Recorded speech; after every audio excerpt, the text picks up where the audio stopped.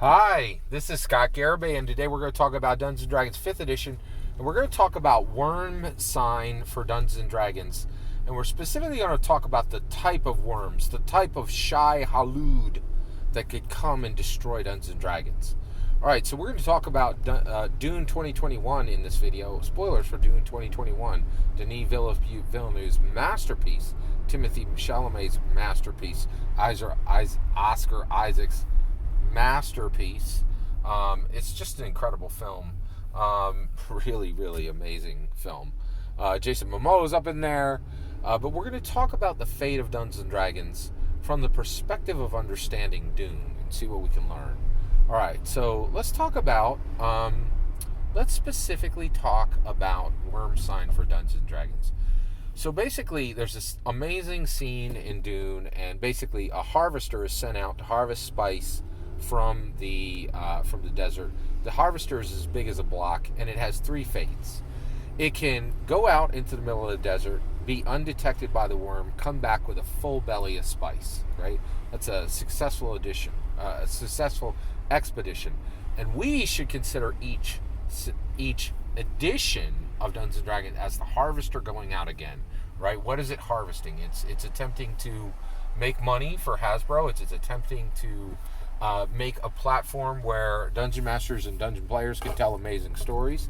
It's attempting to create a platform where Dungeons & Dragons is in the cultural conversations of America, right? All those are goals for Dungeons & Dragons, in my opinion, right? So when it goes out, it has three fates. It could be undetected by the worm, come back with a full belly.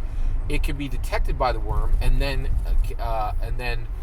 successfully carried off by the carryall, or it can be in the desert, never see the worm sign. The worm, Shai-Hulud, eats the harvester.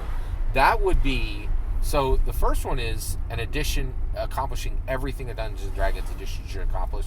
The second one would be an edition is interrupted with the sale of a Dungeons & Dragons or something else, right? And then the third is the complete destruction, not just of an edition of Dungeons & Dragons, but Dungeons & Dragons being destroyed permanently, as Dungeons & Dragons no longer existing or being relevant at any level, right? And so those are the three fates, right? So what are the worms? Okay, so let's talk about that last one, right? What can consume Dungeons & Dragons the way the Shai-Hulud, the worm, the 1,400-foot worm, can consume a harvester on Arrakis, right? What are the three... So I have three worms for you today, right? Three types of worms. What can destroy Dungeons & Dragons permanently forever? Suck it into the belly of the worm and make sure it's consumed under the ground of Arrakis and it's never seen again. Dungeons & Dragons is never relevant. There are things coming for it, man. This game, it does not live in a safe space in this world. Here's the different worms. There are three worms: cancel, money, competition. Let's talk about it. All right, cancellation. This is very real. This worm is very aggressive and shows its face very often. I'll give you two distinct examples of cancellation attempts on Dungeons & Dragons, each from a 180-degree political perspective, right? So here you go. Within the last year or two, right? Go on Twitter, you'll find probably 100 at least instances of this where people are like, hey, Dungeons & Dragons, I know you're on 5th edition, but back in 1st edition and back in 2nd edition, you said that gender was a fact and that women were not going to have the same strength as men. You're canceled for your incredibly conservative view of gender. You're canceled, right? And you know what? Wizards of the Coast, Hasbro weathered the storm, right? They said, we're not canceled. We're going to, just like somebody else recently, everybody was like, you're canceled. And then he was like, hey, here's my stadium show. Like, everybody like, oh, that didn't quite work. So D&D has already shrugged off one type of cancellation. Here's the second type of cancellation shrugged off, right? Literally from the opposite perspective. People were like, hey, D&D, I see that you put wheelchair access into dungeons. That's ridiculous. I can't believe this liberal nonsense. You're canceled, Dungeons & Dragons. Nope. Dungeons & Dragons say, nope, we slipped your maneuver. Nice try. We ain't canceled, right? Like, and here's the thing. If you think that cancel culture can't cancel something, you need to look at Harry Potter. That sucker getting canceled hard, right? So last Christmas, everybody like PS5. I was like, I'd like a PS5. Here's my money. And they said, you can go kick rocks. You get nothing. I'm like, I got $1,000. I can't get nothing? Nope. Like, I'm like, there's none available anywhere? And they're like, nope.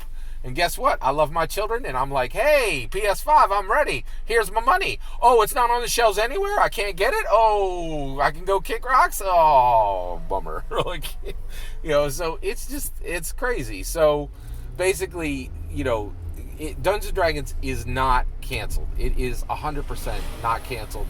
And it's got people from the right and from the left trying to cancel it, right? So here's the next one, right? Money. Dungeons & Dragons got the most horrible business model under the sun. It is terrible, right? You put out your $50 for your DMG. You put out your $50 for your MM. You put out your $50 for the Dungeon Master Guide. You done. You covered for 10 years. You don't got to buy another thing, and you can bring people into your home for once a week for the next 10 years and rock their worlds. You can give them unbound identity, unbound immersion.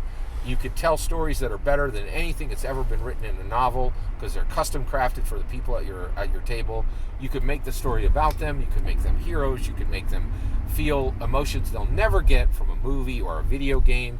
You could do it in real time. You could do it responsively. You could do it better than any narrative engine has ever allowed anyone to tell a story on the face of this human earth for $150, right? And you never have to go back and spend another dime. It is a bog standard, absolutely horrible business model for the creators, for Hasbro and Wizards of the Coast. And I do believe what Dungeon Craft talked about last year, that there are serious people thinking that Dungeons & Dragons will definitely be sold soon by Hasbro, and Hasbro is positioning Dungeons & Dragons for sale. I do think that is the case, right? So money. Dungeons & Dragons is really bad at making money.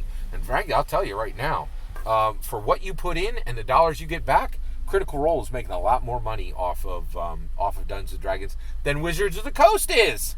Right? Because Wizards of the Coast guys actually pay people, right? And Critical Role, they can pay a few people, but I think there's real costs. They got to pay printers and and writers and artists and all this. And Critical Role just got like a couple of voice actors, shuffle off a couple dollars to them here and there, and you're done. Like, I think the value proposition on Critical Role is higher than actually producing the game, right? Like, that's incredible, right? So you got all that. That's all that's happening and going on.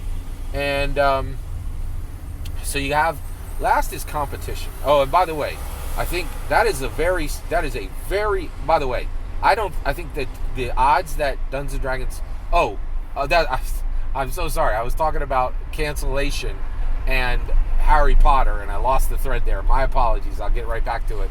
I wanted to buy Hogwarts Legacy on PS5. That game was canceled, right? And I think it's just the first. And by the way, where's the next Fantastic Beasts movie, Fantastic Book 3? Oh, it seems to be canceled. And I think Harry Potter is going to be canceled very soon, right? Now, the odds of Dungeons & Dragons being canceled are only 1 in 100, in my opinion, right, in the next 20 years. Because they are able to slip the maneuver every time, right? And they shouldn't be canceled. And the calls for them to be canceled are wrong, 100% wrong, on both sides, right? The money thing is real. I think the disruption, right, that sale of Wizards of the Coast would make would be very real. And I think there's about a 50-50 chance of that happening in the next 2 years. Actually, you know what? The more I think about it, I think it's going to happen after the 50th, maybe. I think it'll happen after the 50th anniversary. I don't think they're going to sell it before the 50th anniversary. And I could be wrong. Hasbro might have zero interest in selling Dungeons & Dragons. But I think they do. I've been listening to this debate, and I think they are positioning it for sale. That's my take, okay?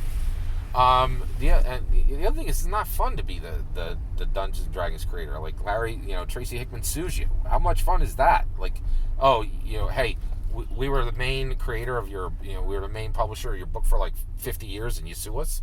Like, it's like, come on, man, that's not cool. I feel bad for Hasbro, and I feel bad for WotC. The last one is competition, okay?